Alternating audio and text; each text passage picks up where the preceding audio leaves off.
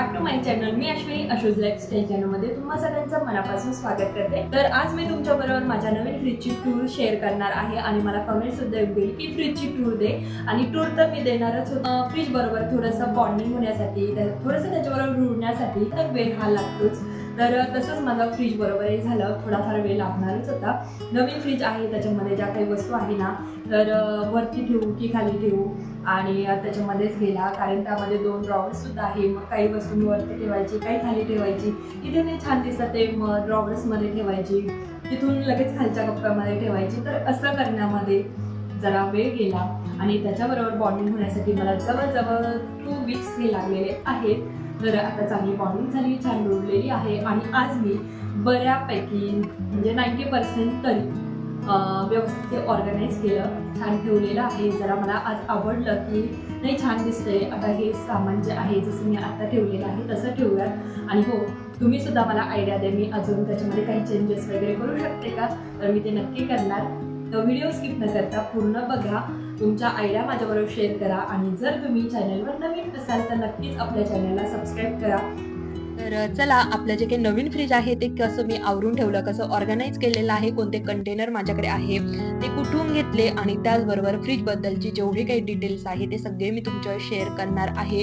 आणि जर काही चुकून राहिलं तर नक्की तुम्ही मला कमेंट करून विचारू शकता। जर हे जे काही नवीन फ्रीज आहे तर ते आहे हायर कंपनीचा, Haier double door 325 litre capacity 2 star refrigerator आणि ब्लॅक ग्लास दिलेली आहे, ते पण फ्रंट डोअरला।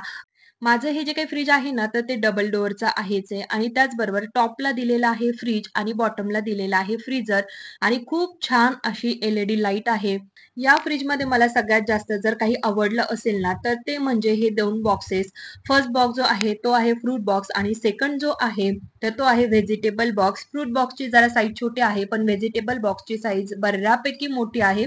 जे डेमो देण्यासाठी अंकल आले होते ना तर ते बोलले की जो काही भाजीपाला किंवा तुम्ही फ्रुट्स ठेवणार असेल तर ह्या ड्रॉवर्स मध्ये तुम्ही ते मोकळे ठेवू शकता।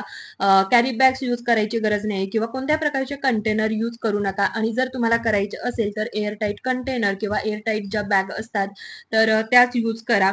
पण शक्यतो काही गरज नाहीये, तुम्हाला भाजीपाला तुम्ही असा मोकळाही ठेवू शकता। पण शक्यतो आपल्या लेडीजचं कसं असतं ना, पटकन आपण कोणावर विश्वास ठेवत नाही। तर मी पण 8 दिवस हे ट्रायल केलं की खरंच भाजीपाला खराब होतो की नाही, मग मी मोकळाच ठेवला तो।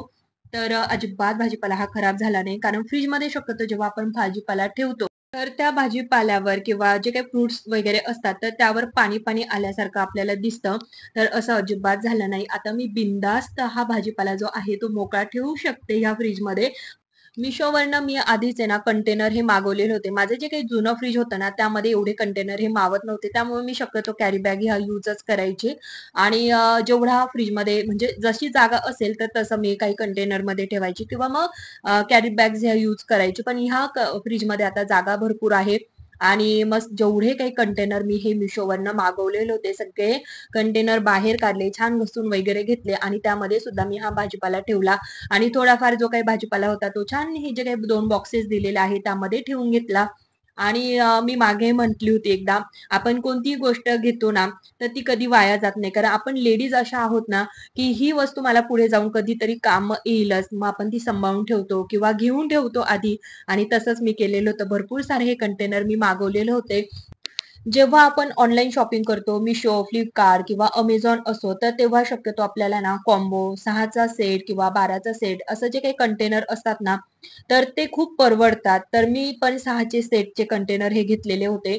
3 यूज करायची, 3 मात्र ठेवून दिलेले होते। जेव्हा मला लागले तेव्हा मी काढायची आणि पुन्हा माझं जर काम झालं किंवा आता नकोय तर मी ते ठेवून देत असायची।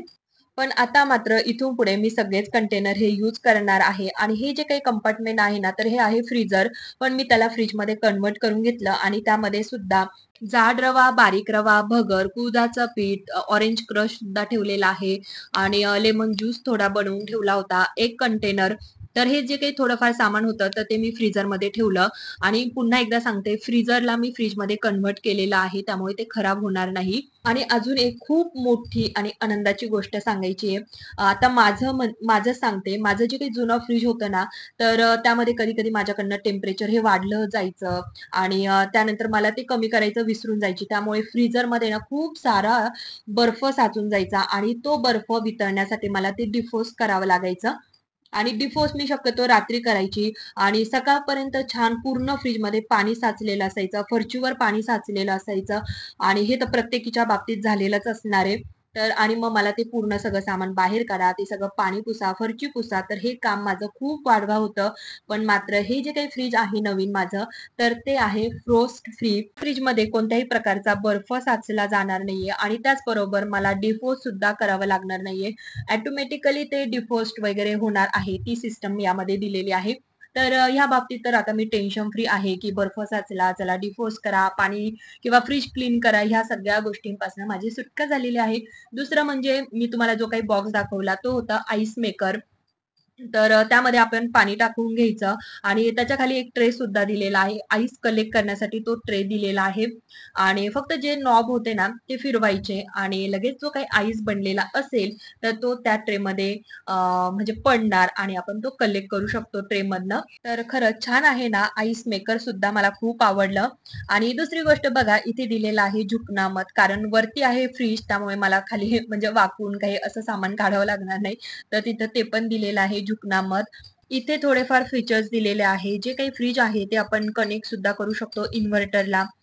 मॅजिक कन्व्हर्टिबल आहे, ट्रिपल इन्व्हर्टर टेक्नॉलॉजी सुद्धा दिलेली आहे, dual fan technology, turbo icing. हे फ्रीज जे आहे तर ते आहे मेड इन इंडिया. आणि आता हा जो काही तुम्हाला डिस्प्ले कंट्रोल पॅनल दिसतोय ना, तर त्यावरनं मी टेम्परेचर सेट करणार आहे. फ्रीजरला फ्रीजमध्ये कसं कन्व्हर्ट करायचं, तर त्या सगळ्या गोष्टी मी तुमच्यावर शेअर करते. हा जो काही तुम्हाला डिस्प्ले पॅनल दिसतोय तर तो 3 सेकंद नंतर लॉक होतो. जर आपल्याला टेम्परेचर किंवा कोणती सेटिंग करायची असेल, टर्बो आयसिंग असू द्या, पॉवर कूल, तेव्हा पहिल्यांदा आपल्याला हा जो काही डिस्प्ले पॅनल आहे तो अनलॉक करून घ्यावा लागेल. जेव्हा हा डिस्प्ले पॅनल लॉक असतो तेव्हा लॉकचा जो काही सिम्बॉल असतो तर तो दिसतो आणि जेव्हा आपण अनलॉक करू तर तो सिम्बॉल निघून जातो. तर इथे पहिल्यांदा दिलेला आहे फ्रीज. तर फ्रीजचं टेम्परेचर आपण 1 पासून 9 पर्यंत सेट करू शकतो. 9 नंतर ऑफ होतं आणि पुन्हा 1 पासून स्टार्टिंग होते. ह्या फ्रीजचं जे काही सुटेबल टेम्परेचर आहे तर ते 5 डिग्री सेल्सिअसला आहे. तर ते पण मला बोललेले की 5 डिग्रीला तुम्ही ठेवत जा. तर मी शक्यतो 4-5 डिग्रीला ठेवत असते आणि फ्रीजर जे काही आहे तर त्यामध्ये मायनसमध्ये जेव्हा आपण टेम्परेचर सेट करू तर ते खूप हायली क्विक कूलिंग होतं. मात्र हे जे काही टेम्परेचर आहे ना तर -24 पर्यंतच आहे. त्यानंतर 5 डिग्री सेल्सिअसला सेट होतं. नंतर प्लसमध्ये 5, 4, 3, 2, 1 मध्ये जातं आणि 0 नंतर पुन्हा -1, -2 मध्ये असं आहे त्याचं. तर इथे फ्रीजरचं जे काही टेम्परेचर आहे तर ते आपल्याला मायनसमध्ये सेट करायचं आहे.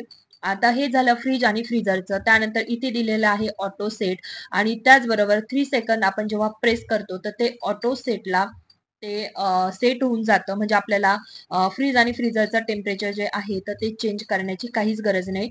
ऑटोमॅटिकली आपलं बाहेरचं एन्व्हायरमेंट किंवा टेम्परेचर कसं आहे त्यानुसार ते स्वतः त्याचं त्याचं सेट करून घेतं. आणि जर आपल्याला सेट करून ठेवायचं असेल तर आपण सेट सुद्धा करू शकतो किंवा ऑटो सेट करायचं असेल तरीही करू शकतो. आणि तिथे अजून एक दिलेलं आहे ते म्हणजे 3 सेकंद हॉलिडे मोड. जेव्हा आपल्याला कुठे बाहेर जायचं असलं 2-3 दिवसांसाठी, 8 दिवसांसाठी, महिन्यासाठी, तर आपण जे काही फ्रीज आहे ते हॉलिडे मोडवर आपण सेट करू शकतो. तर त्यासाठी फक्त आपल्याला 3 सेकंद आपल्याला बटन जे आहे ते प्रेस करून ठेवायचं आहे. तिथे एक अम्ब्रेलाचा सिम्बॉल येईल म्हणजे ते हॉलिडे मोडवर कन्व्हर्ट झालेलं आहे. आणि पुन्हा या हॉलिडे मोडमधनं आपल्याला बाहेर पडायचं असेल, जर जे काही नॉर्मल टेम्परेचर आपण सेट केलेलं असेल, ऑटो सेट किंवा कोणतंही टेम्परेचर जे काही आपण सेट करून ठेवलं असेल, तर त्यामध्ये जर त्यातनं बाहेर पडायचं असेल, तर पुन्हा एकदा 3 सेकंद पर्यंत त्याला प्रेस करून ठेवायचं आणि आपण बाहेर पडतो त्यातनं. त्याखाली दिलेलं आहे पॉवर कूल आणि पॉवर कूल जे काही बटन आहे, तर जी काही मोड आहे ना, ती फ्रीजसाठी आहे.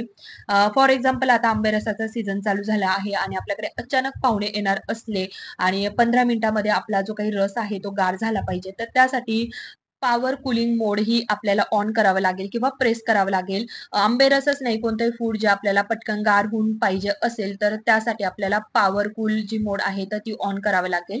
आणि त्याखाली दिलेलं आहे टर्बो आयसिंग.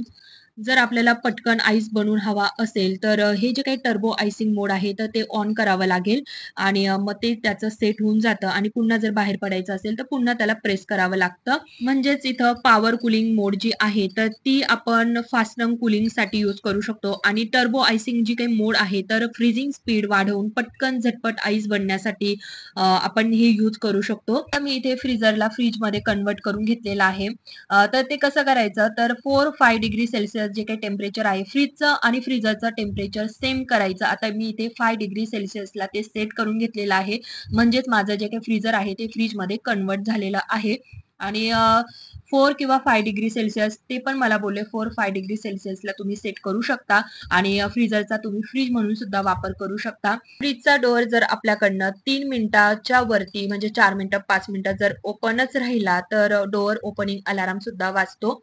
आणि 7 मिनिटाच्या वरती जर आपण डोअर हे ओपन ठेवलं तर जो काही फ्रीज मधला लाईट आहे तर तो बंद होऊन जातो. आणि त्याचबरोबर जो काही डिस्प्ले कंट्रोल पॅनल आहे तर तो 3 सेकंदानंतर त्याचा अनलॉक होतो. जर आपल्याला टेम्परेचर वगैरे ऍडजस्ट करायचं असेल, सेट करायचं असेल तरच आपण तो यूज करू शकतो. अनलॉक करायचा आणि सेट करून घ्यायचं जे आपल्याला टेम्परेचर हवं ते. आणि शक्यतो एकदा जर आपण टेम्परेचर सेट करून घेतलं तर वारंवार ते कंटिन्यू आपल्याला चेंज करण्याची काहीच गरज नाहीये. एकदा सेट केलं की झालं. तर कसा वाटला माझा फ्रीज? छान आहे ना? आणि बघा टेक्नॉलॉजी तर किती पुढे गेलेली आहे, नवनवीन फीचर्स आलेले आहेत. खरंच खूप छान हा फ्रीज आहे. जर तुम्हाला खरंच घ्यायचा असेल, थोडे पैसे जातील पण नक्कीच तुम्ही हा फ्रीज घेऊ शकता. खूप खूप खूप छान असा हा फ्रीज आहे. आणि हा जो काही फ्रीज आहे ना तर ते आहे आमचं अॅनिव्हर्सरी गिफ्ट जे यांनी मला दिलेलं आहे. तर खरंच खूप छान आहे. आणि ह्या इयरची जी काही माझी विश होती ना ती सुद्धा कम्प्लीट झालेली आहे. तर खूप महत्वाची गोष्ट तर तुम्हाला सांगायचीच राहून गेली ती म्हणजे प्राइस. तर मला हे फ्रीज भेटलेलं आहे 40,000 रुपीजलाच म्हणजे 40,000 रुपयांना. फ्रीजवर कव्हर आणि कोणत्याही प्रकारच्या वस्तू ठेवू नका असं सांगितलेलं असताना सुद्धा मी इथे छान असं थोडंसं सामान आणि कव्हर हे ठेवलेलंच आहे. छान डेकोरेट केलं. शेवटी आपण लेडीज आहोत, आपल्याला जिथे जागा भेटते तिथे आपण सामान हे ठेवतोच. तर कसा वाटला आजचा आपला हा व्हिडिओ? आवडला तर नक्की लाईक, शेअर, सबस्क्राईब, कमेंट्स करा. कमेंट्स करायला अजिबात चुकवायचं नाही. पुन्हा भेटूया नवीन व्हिडिओ सोबत. तोपर्यंत बाय.